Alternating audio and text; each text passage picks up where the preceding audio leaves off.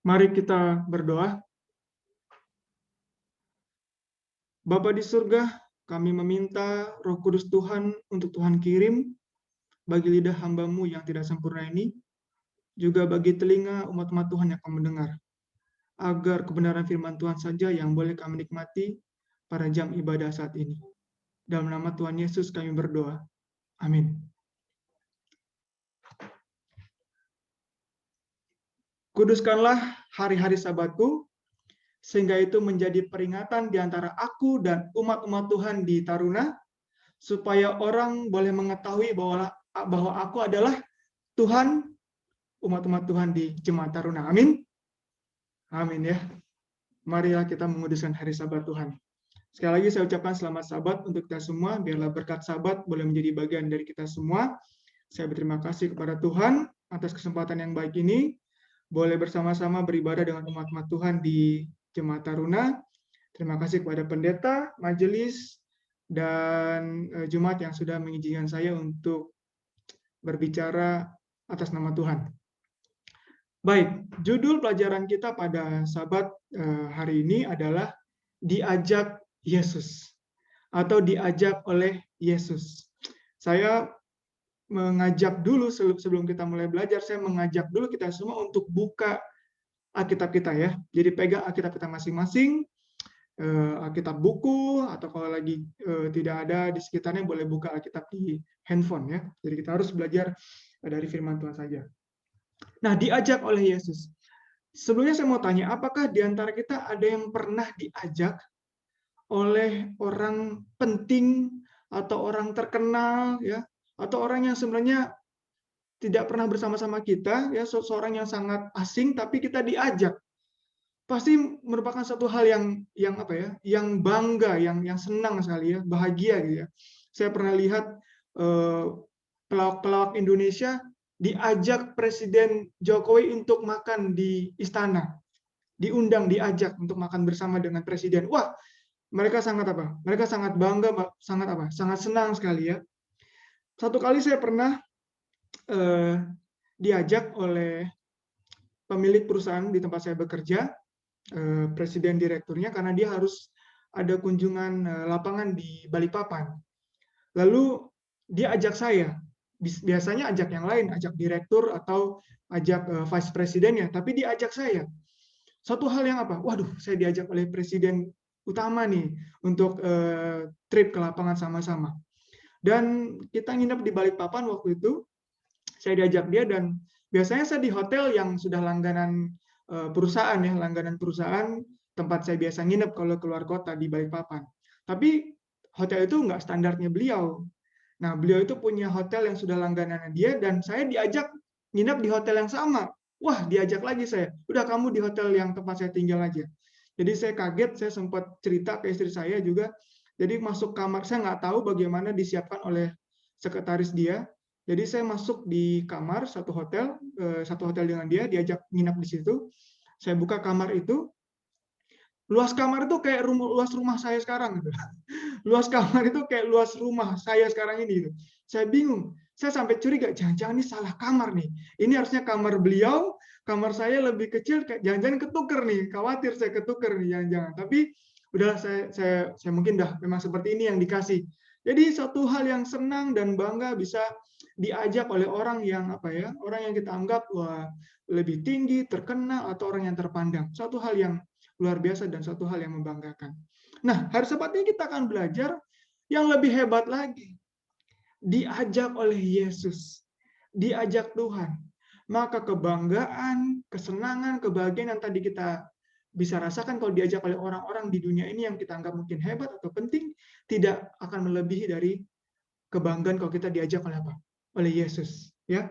Nah, sebelum kita mulai, saya mau kita buka satu ayat di dalam Yohanes pasal 1. Ini sebagai apa ya, perangsang ya. Yohanes pasal 1 ayat yang ke-38 dan 39. Yohanes pasal yang pertama ayat 38 dan 39. Saya harap semua boleh baca di Alkitab masing-masing. Saya bacakan dari sini ya. Yohanes pasal 1 ayat 38 dan 39. Tetapi Yesus menoleh ke belakang. Ia melihat bahwa mereka mengikuti dia lalu berkata kepada mereka, "Apa yang kamu cari?" Kata mereka kepadanya, "Rabi," yang artinya guru, "di manakah engkau tinggal?" Jadi mereka penasaran Yesus ini tinggal di mana. Orang banyak yang sedang mengikuti Yesus penasaran Yesus tinggal di mana. Ayat 39 berkata, ia berkata kepada mereka, Yesus menjawab, "Marilah dan kamu akan melihatnya." Jadi Yesus ajak ini mereka. Marilah dan kamu akan melihatnya.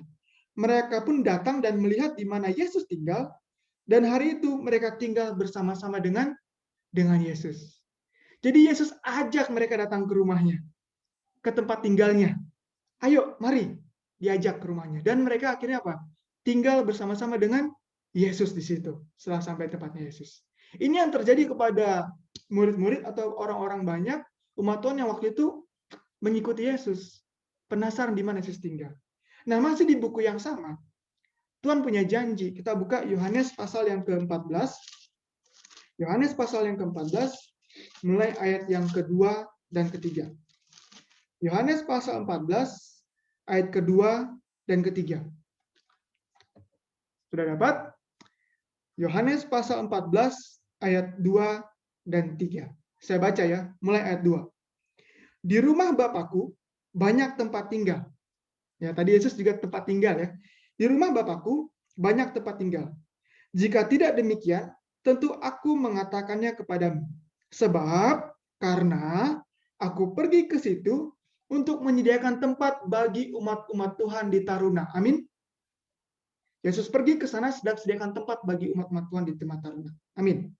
Ya, aku akan datang kembali dan membawa umat-umat Tuhan di jemaat Taruna ke tempatku, supaya di tempat di mana Yesus berada, umat-umat Tuhan di jemaat Taruna juga ada. Amin. Amin. Ini satu ajakan nggak? Ini juga satu ajakan. Tuhan mau ajak kita ke tempat yang sekarang dia lagi siapin, tempat dia tinggal, dia mau ajak kita juga tinggal di sana. Ya, ini satu ajakan. Dan kalau kita lihat lagi, coba kita buka Wahyu 3 ayat 21. Wahyu 3 ayat 21. Ini bukan sekedar tempat tinggal. Kita bisa tinggal bersama-sama dengan Tuhan. Luar biasa ajakan Tuhan. Wahyu pasal 3 ayat 21. Firman Tuhan seperti ini. Wahyu pasal 3 ayat 21. Barang siapa menang, ia akan kududukkan bersama-sama dengan aku di atas tahtaku. Sebagaimana aku pun telah menang dan duduk bersama-sama dengan Bapakku di atas tahtanya. Jadi nggak cuma sharing tempat tinggal, ternyata kita sharing tempat duduk sama Tuhan. Jadi Tuhan ajak kita untuk pergi ke tempat di mana Dia mau tinggal, tempat tinggal Dia, dan kita juga diajak untuk duduk di atas tahta. Amin. Luar biasa. Ini ajakan Tuhan buat kita. Sekarang saya tanya, kalau Yesus bicara kepada umat-umat Tuhan di Jemaat Taruna sekarang, ayo, saya mau ajak kalian semua pergi ke tempat di mana saya tinggal dan duduk di atas tahta bersama-sama dengan saya. Saya mau tanya, siapa yang bilang mau? Boleh kasih jempol atau katakan amin. Siapa yang mau? Amin. Puji Tuhan. Sekarang saya tanya, kalau Yesus sekarang berbicara kepada kita dan dia ajak kita umat-umat Tuhan Jemaat Taruna, ayo kita pergi ke tempat tinggal di mana aku berada. Siapa yang berani jawab tidak mau? Siapa yang mau angkat tangan bilang nggak mau? Diajak Yesus nggak mau? Pastinya nggak ada. Pasti tidak ada. Mulut kita, hati kita pasti bilang mau. Mau kalau diajak Yesus. Amin. Puji Tuhan. Nah, oke, baik. Itu pendahuluan supaya kita tahu kita mau diajak Tuhan kemana. Ya, dan kita mau diajak Tuhan. Nah, kalau bicara ajakan, biasanya kalau orang ngajak bilangnya apa? Kalau saya ngajak istri saya, ayo kita keluar, ayo kita pergi. Biasa pakai kata apa? Ayo, ya, atau mari, ya, yuk, mari, ya. Nah, lawan dari kata mari, ayo, biasanya kalau orang nggak ngajak seperti apa? Biasa pakai kata apa? Lawannya mari, lawannya ayo apa? Sono lu, gitu ya. Sana, ya. Pergi, gitu. Jadi kalau misalnya ada orang mau kita pergi, orang mau ikut, kita nggak mau dia ikut, kita biasa ngapain? Sana, gitu ya. Musir ya. Lawan dari marilah, mengajak, lawannya adalah mengusir. Pergi sana, ya. Nah, di Alkitab Yesus menggunakan dua kata. Kalau dia mengajak, dia bilang marilah. Kalau dia tidak ngajak, dia bilang enyahlah. Saya ulangin, di dalam Alkitab Yesus berkata, kalau dia mengajak, dia bilang marilah, ikutlah, marilah. Tapi kalau dia tidak mau ajak atau lawan dari marilah, dia katakan apa? Enyahlah. Enyahlah artinya apa? Pergi sana. Sana jauh-jauh. Enyahlah. Oke? Nah, sebelum kita belajar lebih lanjut lagi tentang marilah, ajakan-ajakan Tuhan. Ajakan Tuhan yang tadi itu yang ultimate. Itu yang utama. Tuhan mau ajak kita ke surga. Tempat di mana dia tinggal, kita akan tinggal. Dan kita duduk, makan bersama dia di atas tahtanya dia. Sama-sama. Luar biasa, puji Tuhan. Itu ajakan yang ultimate, yang utama. Ya, misi terbesar Tuhan. Tapi ada ajakan-ajakan yang lain yang Tuhan sampaikan kepada kita. Nah, sebelum kita lihat ajakan-ajakan yang lain, saya mau kita melihat dulu kenapa Tuhan bilang enyahlah. Kenapa Tuhan akhirnya mengusir, bukan mengajak. Kenapa akhirnya Tuhan nyuruh kita pergi sana, menolak kita dan tidak mengajak kita. Oke? Nah, kita buka firman Tuhan. Kita lihat dulu kata-kata enyahlah yang Yesus sampaikan di Alkitab. Matius 4 ayat 10. Matius pasal 4 ayat yang ke-10. Oke? Sudah clear ya? Tuhan mau ajak kita, tapi Tuhan juga pernah mengusir atau nggak ngajak atau malah nyuruh pergi. Kenapa? Matius pasal 4 ayat yang ke-10. Ini adalah cerita Yesus dicobai oleh setan 3 kali di padang gurun. Oke? Cobaan yang pertama Yesus disuruh mengubah batu menjadi roti. Ya. Cobaan yang kedua Yesus disuruh menjatuhkan diri. Ya, nanti malaikat akan tolong kok. Cobaan yang ketiga, Yesus disuruh menyembah setan. Dan baru di cobaan yang ketiga, Yesus bilang di ayat 10. Maka berkatalah Yesus kepadanya, enyahlah iblis. Pergi sana. Diusir ya. Enyahlah. Lawan dari marilah. Enyahlah. Kenapa enggak dari yang pertama Yesus enyahkan iblis? Kenapa enggak cobaan kedua Yesus enyahkan iblis? Kenapa di cobaan yang ketiga Yesus enyahkan iblis? Saya mau kita melihat hubungannya begitu kritikal, begitu penting hubungan penyembahan.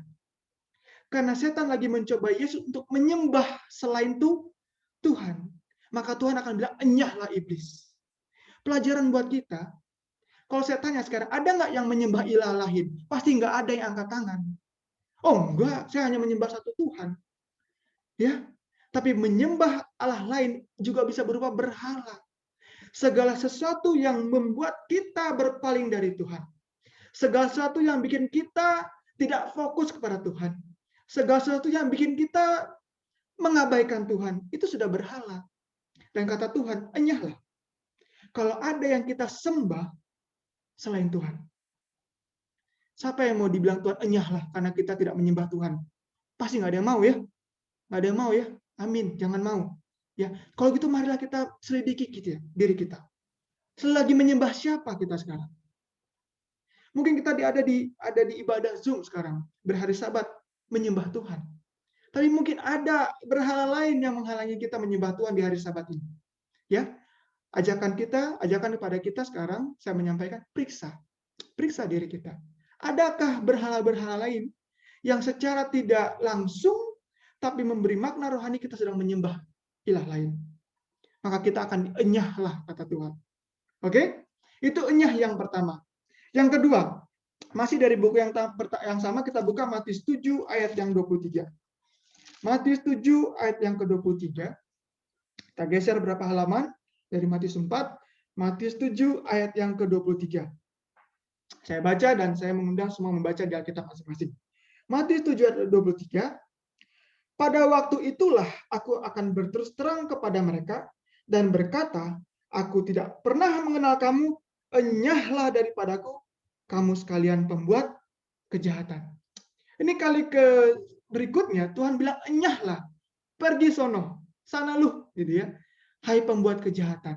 Tapi kalau kita baca ayat-ayat sebelumnya, mereka ini bilang begini, kita baca ayat yang ke-22.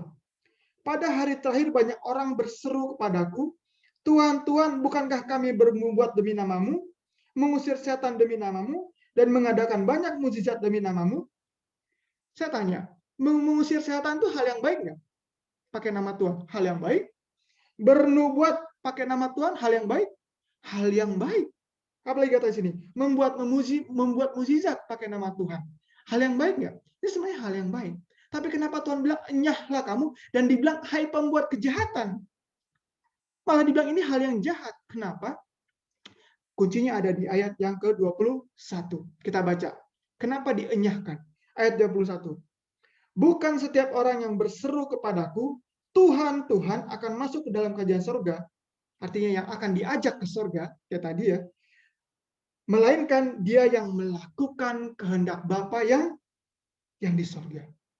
Jadi kadang-kadang mungkin kita melakukan satu hal yang menurut kita baik, mungkin pelayanan, mungkin segala sesuatu yang kita buat kelihatannya baik, tapi mungkin itu bukan kehendak Bapa, maka Tuhan tidak terima. Bahkan dibilang Tuhan tidak kenal Pak Marbun, Tuhan tidak kenal Raymond, Tuhan tidak kenal Pak Silaban. Sedih ya? Dibilang Tuhan, aku tidak kenal kamu. Padahal kita ada di pelayanan Rabu malam, sahabat, PA, PP, pelayanan KKR, tapi Tuhan bilang tidak mengenal. Kenapa? Karena kita melakukannya tidak sesuai dengan kehendak Bapa. Satu ayat saja saya mau kasih tahu apa yang dimaksud dengan kehendak Bapa yang di surga.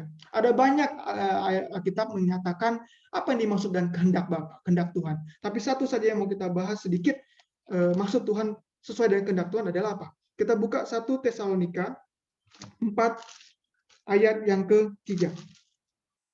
1 Tesalonika 4 ayat yang ketiga. Jadi Tuhan bilang, enyahlah kau hai pembuat kejahatan. Kenapa? Melakukan yang tidak sesuai dengan kehendak Bapa. Kalau gitu apa kehendak Bapa sih? Supaya kita nggak dienyahkan oleh Tuhan, dibilang tidak kenal lagi. Aduh, kasihan banget ya. Mari kita lihat 1 Tesalonika 4 ayat 3, firman Tuhan berkata, karena inilah kehendak Allah, pengudusanmu, yaitu supaya kamu menjauhi percabulan. Jadi, saya nggak bilang bahwa melayani Tuhan itu nggak baik. Terlibat dalam ibadah, pelayanan itu nggak baik. Tapi yang terutama bagi Tuhan, kekudusan diri kita. Jangan sampai tiap sabat, tiap bulan, tiap tahun, tahun demi tahun kita ada di dalam pergerakan ini, kita ada di dalam gereja ini, kita ada dalam congregation ini, melakukan kegiatan-kegiatan bernubuat, buat mukjizat, mengusir setan, pelayanan ini, pelayanan itu, tapi hidup kita tidak berpaling kepada pengudusan. Ini motif yang utama harusnya. Kita menjadi apa? Kudus. Ini kehendak Tuhan. Ini kehendak Tuhan. Jadi saya melayani Tuhan sahabat ini dengan menyampaikan firman Tuhan di jam khotbah. Pelayanan saya ini diterima Tuhan, tapi yang lebih penting bagi Tuhan, saya bisa menguduskan diri saya. Dengan pertolongan Tuhan, saya menjadi lebih baik dalam pelayanan ini. Kenapa? Supaya saya tidak habis itu saya tetap hidup yang sama. Saya sudah melayani Tuhan, pelayanan lagu pujian, pelayanan baca ayat inti, dan lain-lain, tapi habis itu kita hidupnya sama. Ya, harus ada perubahan menjadi suci, pengudusan. Ini kehendak Tuhan, supaya kita tidak dienyahkan. Oke, enyah yang selanjutnya. Ini saya baca ini saya merinding ya. Matius pasal 16 ayat 23. Matius pasal 16 ayat yang ke-23. Tuhan bilang enyahlah yang selanjutnya. Pergi sana ya. Matius pasal 16 ayat yang ke-23. Sudah dapat? Oke, saya ceritakan singkat. Ini adalah perikop bagaimana Tuhan menceritakan kepada murid-murid bahwa Tuhan itu harus mati dan dia akan bangkit hari yang ketiga. Jadi ada 3 kali Tuhan ngasih tahu tentang kematiannya dan kebangkitannya. Dan ini yang pemberitahuan yang pertama. Jadi setelah Tuhan kasih tahu bahwa dia akan mati dan akan bangkit di hari yang ketiga, coba kita baca ayat yang ke-22. 22 dulu ya. 22. Setelah Yesus ngomong gitu, tetapi Petrus menarik Yesus ke samping dan menegur dia. Katanya Petrus begini, Tuhan, kiranya Allah menjauhkan hal itu sekali-sekali tak akan menimpa engkau. Kalau bahasa kita sekarang, Petrus ini sok toy, sok tahu. Yesus bilang, aku ini dinubuatkan, aku ini datang ini untuk mati, dan kalau aku mati, aku akan bangkit hari ketiga. Petrus tarik Yesus, dibilang gini, jangan ngomong gitu, tenang aja, itu nggak akan terjadi padamu. You will be alright, kau akan baik-baik aja, kau nggak akan mati. Sok tahu nggak Petrus? Sok tahu nggak Petrus? Padahal Petrus ini orang Yahudi, baca nggak perjanjian lama? Baca nggak nubuatan Yesaya? Baca nggak nubuatan Yeremia? Baca nggak nubuatan nabi-nabi, bawakan Daniel, bawakan ada satu orang yang diutus yang akan mati dan bangkit hari ketiga. Baca. Ya. Tapi Petrus malah sok tahu ya. Tenang Yesus. Mati. Enggak. Tenang. Jangan ngomong-ngomong begitu. Tuhan tidak akan izinkan itu. Tenang aja. Sok tahu banget Petrus ya. Dan lihat apa kata Tuhan di ayat 23. Ini yang mau kita pelajari. Maka Yesus berpaling dan berkata kepada Petrus, enyahlah iblis. Saya tanya, yang tadi ngomong iblis atau Petrus? Petrus. Tapi kata Tuhan kepada Petrus, dipanggil siapa Petrus? Dipanggil apa sama Tuhan Petrus? Iblis. Dipanggil Tuhan iblis Petrus. Kenapa? Coba lihat kenapa. Engkau suatu batu sandungan bagiku, sebab karena Petrus dipanggil iblis karena engkau bukan memikirkan apa yang dipikirkan Allah, melainkan apa yang dipikirkan manusia. Saudara-saudaraku yang saya kasih, umat-umat Tuhan di Jemaat Taruna. Kalau kita punya pemikiran yang tidak selaras dengan pemikiran Tuhan, iblis. Paham? Mengerti? Karena Petrus punya pemikiran yang tidak sesuai dengan pemikiran Tuhan. Tuhan bilang sama Petrus, hei setan. Betul? Iblis. Dan bilang apa? Enyahlah iblis. Ini panggilan kepada kita, mari kita selaraskan pikiran kita kepada pikiran Tuhan. Seringkali kita pakai pikiran-pikiran manusia kita. Yeremia pasal 17 ayat 9 bilang apa? Pikiran kita nih licik. Bisa menipu kita. Seperti Petrus, lihat apa yang Petrus. So tahu banget ya Petrus ya. Yesus bilang apa? Aku akan mati dan akan bangkit hari ketiga. Petrus bilang apa? Enggak, tenang aja. Nggak akan terjadi kayak gitu. Karena dia pakai pikirannya sendiri. Dan ini berbahaya. Saya berdoa supaya umat-umat Tuhan di Jemaat Taruna tidak pakai pemikiran manusianya yang sia-sia, tapi pakai pemikiran Tuhan. Supaya Tuhan panggil mari, bukan enyahlah. Supaya saya dipanggil Remon, bukan dipanggil iblis. Saya ulangi, pemikiran yang tidak sesuai dengan pemikiran Allah, Tuhan bilang pemikiran iblis. Oke? Mau beli baju, pakai pikiran manusia atau pakai pikiran Tuhan? Pakai pemikiran Tuhan. Sehingga kita beli baju yang sopan dan cantik. Ya kata Musa, glory and beauty. Pakaian Harun itu harus glory dan beauty. Mulia baru indah. Kita enggak, manusia kita maunya indah dulu. Padahal mungkin enggak mulia dia. Pendek sana, potong sini, sehelai sana, selai sini.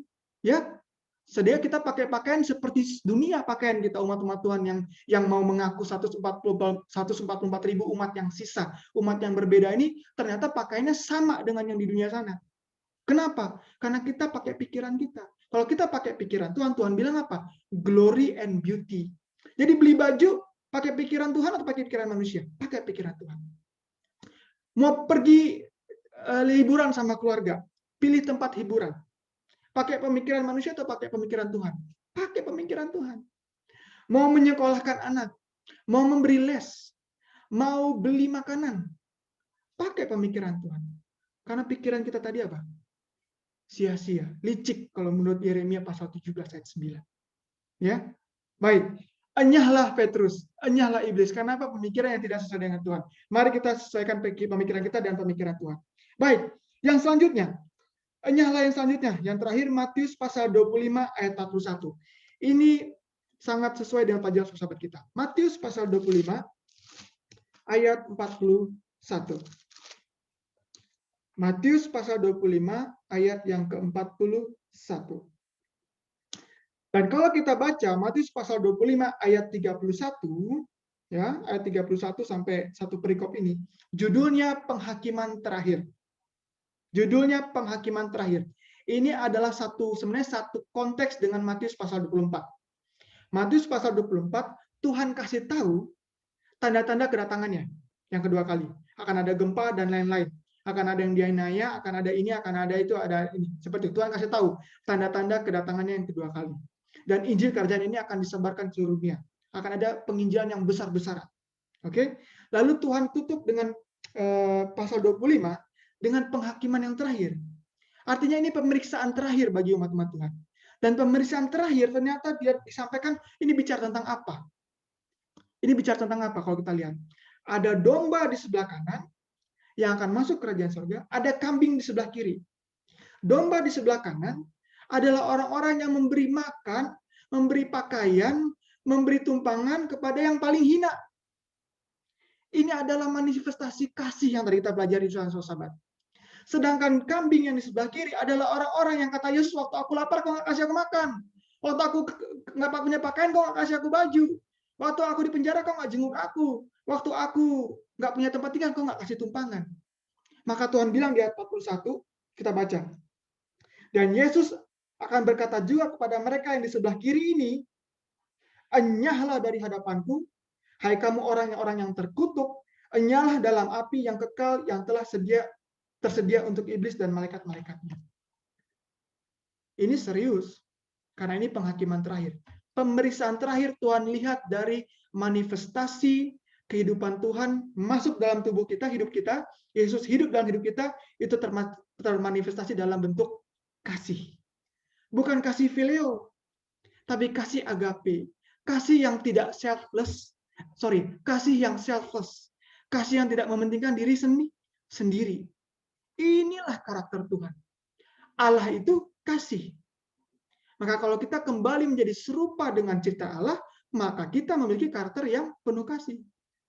Ya, ingat ya, perhatikan Matius pasal 25 ayat yang ke-31 sampai ayat yang 46 ini, pelajari ini. Bahwa pemeriksaan terakhir, penghakiman terakhir, Tuhan hanya menilai, bukan Tuhan hanya, Tuhan melihat manifestasi kasih. Domba sebelah kanan itu manifestasi kasih. Kambing sebelah kiri yang masuk ke neraka yang Tuhan bilang, enyahlah, adalah orang-orang yang tidak memiliki kasih. Makanya tadi Yesaya pasal 58, dia serius, Tuhan bilang, serukanlah, teriak, ngomong yang kenceng sama umat-umat Tuhan di Jemaat Taruna. Kasih yang utama. 1 Korintus 13 bilang apa? Biar kamu bernubuat, biar kau melakukan banyak hal, tapi kalau tidak ada kasih, katanya sia-sia. Ya, jadi marilah kita menjadi orang yang tidak dienyahkan oleh Tuhan, karena kita memiliki perbuatan kasih yang nyata. Oke? Baik. Itulah kalau kita lihat di dalam buku Matius, Tuhan bilang enyahlah. Disuruh sana lu. Ya, pergi sana, nggak diajak sana. Kenapa tadi? Karena berhubungan dengan penyembahan, ya. Iblis tadi, enyahlah iblis, berhubungan dengan melakukan kehendak Tuhan yang adalah pengudusan diri kita, yang berhubungan dengan pemikiran kita kalau tidak sesuai dengan pemikiran Tuhan, dan terakhir adalah karakter kita yang kasih. Ya, baik. Itu Yesus bilang enyahlah. Nah, sekarang kita mau yang enaknya dulu. Yang enaknya, yang Tuhan panggil, yang Tuhan ajak, marilah. Kalau tadi enyahlah, sekarang marilah. Nah, sebelum kita masuk ke bagian marilah, saya mau ngajak kita buka Yeremia pasal 6. Supaya nanti saudara-saudara bisa menjawab pertanyaan marilah itu dengan apa. Yeremia pasal 6, ayat yang ke-16. Ini adalah cerita tentang umat-umat Tuhan yang kalau bicara nubuatan atau bicara aplikasi tipologi, bahwa kejadian yang berulang. Jadi ini umat Tuhan pada zaman itu dan akan sama dengan kita di akhir zaman ini. Yeremia pasal 6 ayat 16, saya baca ya. Beginilah firman Tuhan, ambillah tempatmu di jalan-jalan dan lihatlah. Tanyakanlah jalan-jalan yang dahulu kala, di manakah jalan yang baik, dan tempuhlah itu. Jadi Tuhan ajak umat-umat Tuhan untuk pilih jalan yang baik. Tapi lihat, dengan demikian jiwamu mendapat ketenangan, tetapi mereka berkata, apa jawaban mereka? Kami tidak mau. Tuhan ajak, umat Tuhan jawab, kami tidak mau. Ayat 17. Juga aku mengangkat atas mereka penjaga-penjaga firman-Ku. Perhatikanlah bunyi sangkakala. Disuruh memperhatikan. Tapi apa? Tetapi mereka berkata, apa jawabnya? Kami tidak mau. Oke? Diajak Tuhan untuk pilih jalan yang baik, umat Tuhan bilang kami tidak mau. Dibilang Tuhan perhatikan, dia bilang apa? Kami tidak mau. Baik. Saya sengaja kasih ini sebagai jembatan sebelum masuk kita kepada ajakan-ajakan Tuhan, supaya nanti kita bisa jawab. Kita mau jawab mau atau tidak mau. Oke? Karena ada umat-umat Tuhan yang akan menjawab kami tidak mau. Oke. Baik, kita masuk. Ajakan Tuhan yang pertama. Matius pasal 4 ayat yang ke-19. Matius pasal 4 ayat yang ke-19. Firman Tuhan, Yesus mengajak, Matius pasal 4 ayat 19. Kalau tadi enyahlah, sekarang mari. Sudah? Matius 4 ayat 19 saya baca. Yesus berkata kepada mereka, mari ikutlah aku dan kamu akan kujadikan penjala manusia. Saat ini juga Tuhan berbicara kepada umat-umat Tuhan di Jemaat Taruna. Mari, aku mau jadikan umat-umat Tuhan di Jemaat Taruna penginjil, penjala manusia. Silakan jawab.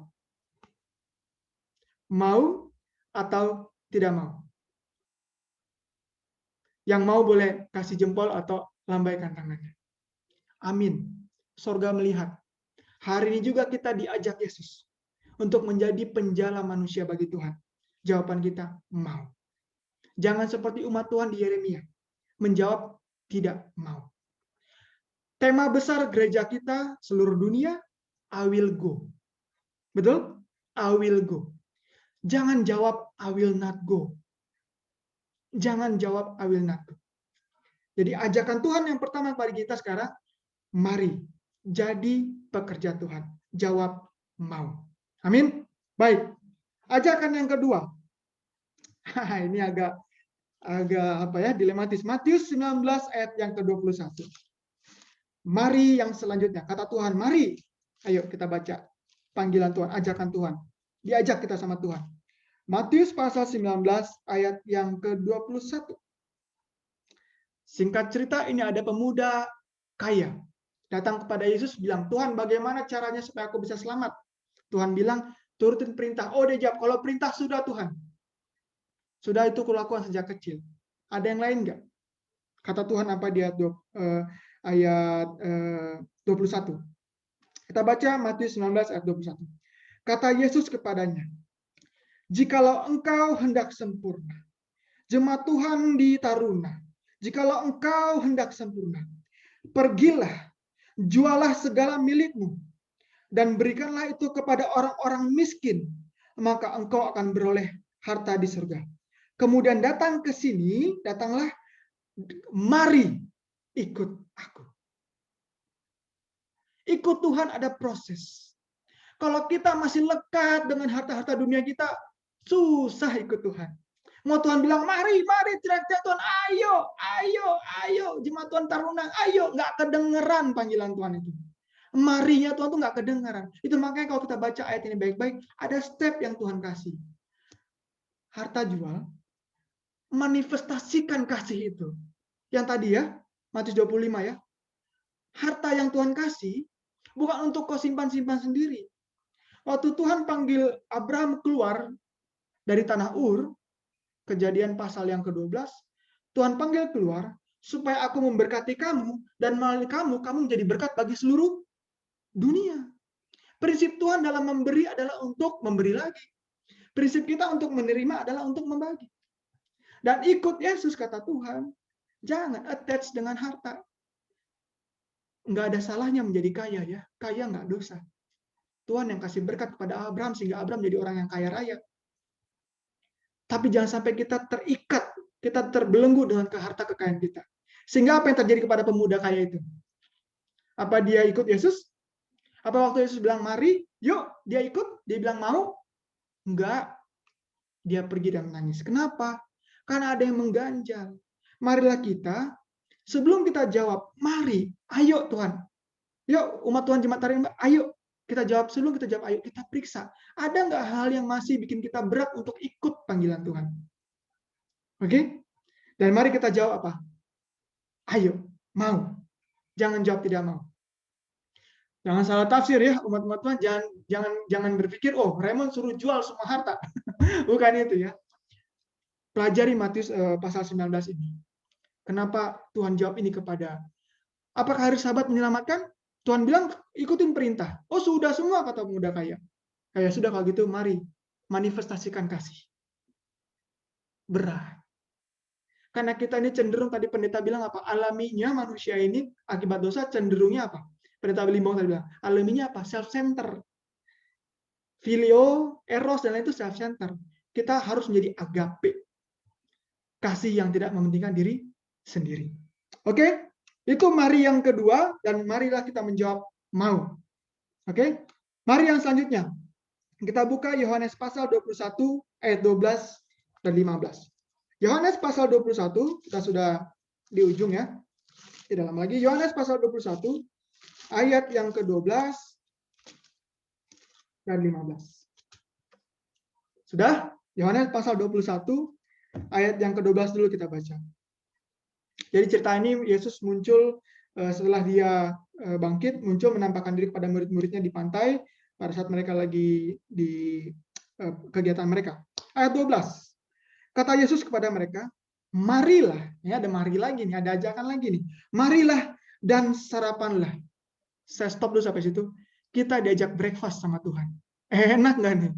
Ya, diajak breakfast sama Tuhan. Diajak sarapan. Siapa yang nggak suka diajak sarapan? Sarapan pagi ya. Enak banget ya. Tuhan ajak kita sarapan. Tapi sebenarnya sarapan hanya simbol dari Tuhan memberi kita makan. Tuhan, ayo sarapan, ayo makan. Tuhan kasih makan murid-murid supaya apa? Coba lihat ayat 15-nya. Ayat 15-nya. Sesudah makan, sesudah sarapan, Yesus berkata kepada Simon Petrus, Simon anak Yohanes, apakah engkau mengasihi aku lebih daripada mereka ini? Kata Petrus, benar Tuhan, engkau tahu bahwa aku mengasihi engkau. Kata Yesus padanya, apa? Gembalakanlah domba-dombaku. Ajakan Yesus yang selanjutnya adalah, sini, aku mau kasih kamu makan. Tapi setelah kau makan, kau harus kasih makan juga domba-dombaku. Ini ajakan Tuhan untuk kita, apa? Memelihara umat-umat Tuhan. Baik yang di dalam kandang, maupun yang sekarang sebentar lagi di luar kandang. Domba Tuhan itu ada di mana-mana, amin. Menurut Wahyu pasal 18, ada yang lagi di luar kandang. Terus kalau kita nggak mau pergi keluar untuk menginjil, mau kasih makan domba yang luar kandang, itu kita sama saja dengan menjawab Tuhan, aku tidak mau. Tuhan bilang, mari, sini, sarapan, makan yuk, nih makan. Tapi setelah kau makan, kasih makan juga domba-domba. Jadi kebenaran firman Tuhan ini jangan dibuat sendiri, buat keluarga Remon saja, nggak boleh. Ini Tuhan kasih kepada saya untuk saya bagikan juga kepada yang lain. Jawaban kita apa? Umat Tuhan Jemaat Taruna, mau atau tidak mau? Diajak sarapan, diajak makan, dan lalu diajak untuk membagikan makanan itu. Mau. Amin? Mau. Baik. Yang terakhir, ini dari ayat bersautan kita, Matius pasal 11, ayat 28. Ada ajakan lagi Tuhan di sini. Matius pasal 11, ayat yang ke-28. Udah? Matius pasal 11 ayat yang ke-25 sampai 30 tadi kita sudah baca ayat bersautan, tapi ada ajakan Tuhan, kita diajak lagi oleh Yesus di ayat 28 sampai 30. Saya baca. Marilah kepadaku. Diajak, ayo sini sama saya, kata Tuhan. Semua yang letih lesu dan berbeban berat. Siapa itu? Kita. Ya. Aku akan memberikan kelegaan kepadamu. I will give you rest. Aku akan berikan istirahat. Rest di Alkitab. Apa istirahat? Dalam bahasa Ibrani-nya. Syabah. Syabat. Aku akan memberikan sabat. Rest. Jadi hari Sabat ini hari yang lega buat kita. Kenapa? Kita bisa bersekutu dan hari kenikmatan, hari yang enak, hari yang lega ya. Kita nggak pikirkan lagi yang lain-lain, kita nggak punya kekhawatiran lain. Kita punya Tuhan yang hebat, yang luar biasa. Hari Sabat, hari kita bersekutu dengan Tuhan. Oke? Ayat 29.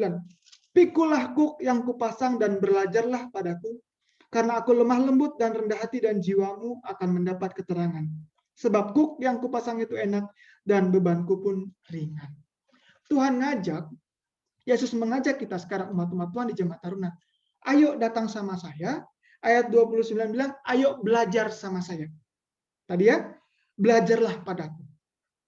Dipanggil kita untuk belajar kepada Tuhan. Jawaban kita apa? Mau atau tidak mau? Umat Tuhan boleh jawab masing-masing. Pribadi lepas pribadi. Keluarga lepas keluarga. Tuhan panggil untuk datang kepada Tuhan untuk belajar sama Yesus. Kalau saya lihat di dalam tulisan inspirasi, Ellen White menulis dalam Bible Commentary, halaman 1090 paragraf 8. Maksudnya perikop ini adalah untuk menyerahkan kehendak kita kepada kehendak Tuhan. Give up to God's will. Menyerah kepada kehendak Tuhan. Makanya Tuhan bilang, kemari sama aku. Kenapa? Karena kamu tuh punya kehendak-kehendak yang aneh, yang lain-lain. Nggak sesuai dengan kehendakku. Kalau sama-sama aku, belajar sama saya, kata Yesus, lihat saya, maka setara, maka akan selaras kehendak kita nanti. Seperti itu. Di dalam buku, atau dalam, ini bukan buku sebenarnya, General Conference Bulletin April tahun 1901, belajar kepada Yesus, maksud Tuhan di sini adalah memiliki pengalaman yang sama seperti Yesus. Yesus mengajak kita sekarang, umat-umat Tuhan di Jemaat Taruna, untuk memiliki pengalaman yang sama seperti Yesus. Yesus pernah dianiaya? Yesus pernah menolong orang sakit? Yesus pernah menyembuhkan orang sakit? Yesus pernah memberi makan orang banyak? Yesus pernah menegur orang yang jahat? Semua yang Yesus pernah lakukan, Yesus bilang, sini sama saya, belajar sama saya, supaya kita punya pengalaman yang sama seperti Yesus. Maka jawaban kita umat-umat Tuhan apa? Mau atau tidak mau? Mau. Diajak Yesus, mari, datang sama saya. Mau. Belajar sama saya. Mau. Punya pengalaman seperti saya. Hanya satu manusia yang sempurna. Satu manusia bernama Yesus. Maka kalau kita menjadi serupa dengan Yesus, kita harus ikut sama dia dan belajar sama dia. Mau. Jawabannya mau kalau diajak sama Yesus. Amin. Baik. Saya mau tutup. Sebelum Yesus mengajak kita pergi ke tempat di mana dia tinggal, kita tinggal, tadi kita sudah baca ya, aku ke situ menjadikan tempat bagi umat-umat Tuhan di Jemaat Taruna. Sebelum Yesus mengajak ajakan yang ini, sebelum kita pindah dari dunia ini ke dunia yang baru, surga dan bumi yang baru, sebelum kita diajak ke yang itu, Tuhan punya ajakan-ajakan lain sementara kita hidup di dunia ini. Seringkali kita hanya fokus atau hanya suka dengan ajakan yang tadi kita baca di awal. Ajakan untuk duduk bersama dengan Yesus satu tahta, makan bersama-sama dengan Yesus. Tadi saya tanya, siapa yang mau? Semua langsung angkat tangan, mau diajak ke surga. Betul? Mau duduk sama-sama dengan Yesus di satu tahta, bersama-sama dengan Bapa, Anak, bersama malaikat di surga dan di bumi yang baru. Siapa yang mau? Mau kalau diajak yang itu. Tapi kalau diajak yang sementara di dunia, oke, saya akan ajak ke sana, tapi sebelum ke sana, saya ajak dulu kamu sementara di dunia, kan aku lagi nyiapin tempatnya nih. Selama aku lagi nyiapin tempatnya, aku ajak kamu untuk lakukan yang ini dulu. Kita nggak mau. Diajak untuk menjadi penjala manusia, nggak mau. Diajak untuk manifestasikan kasih. Jangan mementingkan diri sendiri. Bila perlu, jual hartamu, bagikan pada orang miskin, nggak mau kita. Kita diajak untuk memandang Yesus, belajar sama Yesus, memiliki pengalaman yang sama, rohani, badani, dan lain-lain, kita nggak mau. Kita hanya mau yang enaknya aja. Betul? Kita maunya yang enak. Hari Sabat ini kita diajar sama Tuhan. Tuhan mau ajak kita ke sana, tapi Tuhan juga ada ajakan yang lain selama kita masih di dunia. Dan jawaban kita harus mau. Karena proses-proses yang kita alami, ajakan-ajakan Yesus selama kita di dunia, ini yang bikin kita bisa layak untuk diajak ke surga. Oke? Baik, Matius 12 ayat 30. Matius pasal 12 ayat yang ke-30. Siapa tidak bersama aku, ia melawan aku. Dan siapa tidak mengumpulkan bersama aku, ia mencerai-beraikan. Ya, siapa yang tidak mau diajak Tuhan, nggak mau ikut ajakan Tuhan, ya artinya melawan Tuhan. Sederhana aja gitu ya. Kalau tadi Tuhan ajak, mari jadi penjala manusia, mau. Karena kalau kita tidak mau, kita melawan Tuhan. Siapa yang tidak bersama dengan aku, kan kalau diajak kan ikut, jadinya bersama dengan Tuhan ya. Kalau kita bilang tidak mau, berarti kita nggak bersama Tuhan. Kalau tidak bersama Tuhan, kata Alkitab Matius pasal yang 12 ayat 30, kau lagi melawan aku. Oke? Kalau kita diajak, bagikan hartamu, bantu orang. Mau. Kalau nggak mau, berarti melawan. Oke? Dan ajakan-ajakan yang tadi sudah kita pelajari. Bagaimana caranya? Nasihat Tuhan di ayat inti kita, ini ayat yang terakhir, Ibrani pasal 12 ayat yang kedua. ayat terakhir. Ibrani pasal 12 ayat yang kedua. Saya baca ya. Jadi kita sepakat tadi dengan dorongan Roh Kudus. Saya percaya dengan dorongan Roh Kudus, Tuhan bekerja dalam hati dan pikiran kita. Semua tadi kita jawab mau ya. Nggak ada yang jawab tidak mau ya. Jangan ya. Semua jawab mau diajak Tuhan tadi. Diajak yang ke surga dan diajak yang sementara dunia kita jawab mau. Dan bagaimana cara kita melakukan yang kita mau tadi, kita mau diajak Yesus, kita jawab, kita diberi penguatan yang ini. Di Ibrani 12 ayat 2. Marilah, lagi-lagi ada ajakannya.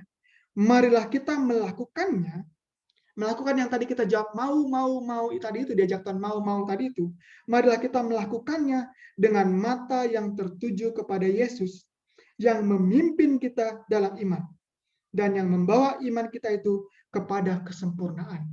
Jadi Tuhan yang akan melakukannya semua buat kita. Ya, Dia yang memimpin iman kita dan Dia akan mengangkat iman kita menjadi sempurna. Tuhan yang dengan mengabaikan kehinaan tekun memikul salib ganti sukacita yang disediakan bagi Dia yang sekarang duduk di sebelah kanan tahta Allah. Mari pandang Yesus. Mari lihat Yesus.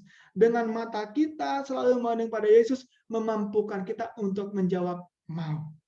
Diajak Yesus. Dan kita dimampukan untuk melakukan semua yang tadi Yesus ajak untuk kita lakukan sementara saja kok kita di dunia ini. Sebentar lagi Tuhan datang. Sebentar lagi kita diajak ke yang sana. Tapi sementara kita di sini, Tuhan ajak hal-hal yang lain. Mari kita jawab, mau. Ya, semoga firman Tuhan, saya pikir ini sederhana dan bisa membangunkan kerohanian kita. Saya percaya umat Tuhan di Jemaat Taruna, dengan iman saya percaya umat Tuhan di Jemaat Taruna adalah umat Tuhan yang dikasihi oleh Tuhan dan yang diberkati oleh Tuhan. Amin. Dan karena Tuhan mengasihi umat Tuhan di Jemaat Taruna, Tuhan bilang, Wahyu pasal 3, barang siapa yang kukasihi, ia kutegur dan ku ajar. Jadi biarlah sahabat ini firman yang Tuhan yang kita dengar, ini adalah kasih sayang Tuhan sama kita. Tuhan tegur kita, mungkin ada ajakan-ajakan Tuhan yang kita jawab tidak mau dalam kehidupan kita. Dan biarlah kita setelah ditegur Tuhan, kita sahabat ini diingatkan, kalau Tuhan ajak, jawab mau, dan Tuhan akan ajarin. Jemaat Taruna, Tuhan sayang, Tuhan kasihi, dan Tuhan tegur, dan Tuhan ajarkan. Ya, supaya mau diajak oleh Yesus. Dalam nama Yesus untuk kemuliaan nama Tuhan. Amin. Kita sambut pekabaran firman Tuhan dengan bernyanyi lagu Sion 275. Lagu Sion 275.